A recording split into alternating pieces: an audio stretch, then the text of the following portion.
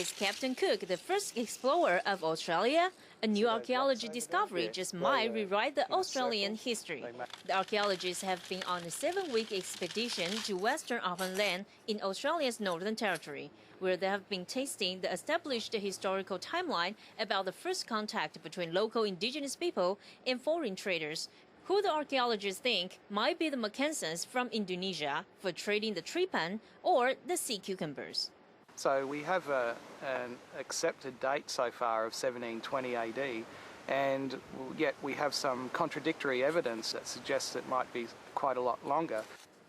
Archaeologists previously thought that these explorers first began harvesting trepang or sea cucumbers off the Northern Territory coast in the 1700s, but experts from 3 of the country's leading universities are testing that long-held theory.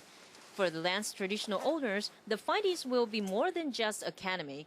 Indonesian contact had a significant cultural and linguistic impact on the communities of Arnhem Land, with some Macassan words remaining in indigenous Australian languages today.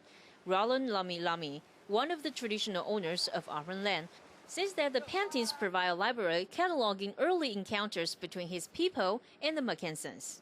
A lot of the explorers, they record things in books, This particular gallery, it's in pictures. So we have got an archive, a library here. Still, Dairo Goov's team will have to further prove their theory.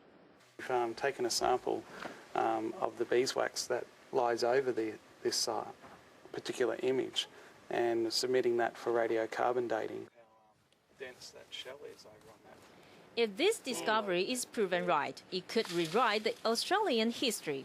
The impact is so huge that other archaeologists such as Campbell McKnight, who did the first excavation here in 1960s, say people can be delusional.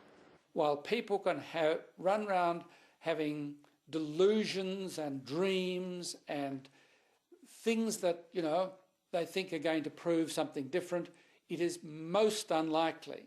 The very, very, very strong probability is that people first came to Arnhem Land for trepanging voyages in about 1780. The evidence for that is absolutely clear. Despite the disagreement, the archaeologists will be cross-checking their findings with rock art evidence and to try to date the first arrivals of Indonesian visitors. The rock paintings at Dujuriti in the nearby Wellington Ranges haven't been studied for 30 years, but have been ranked as one of the top 5 rock art sites in the world.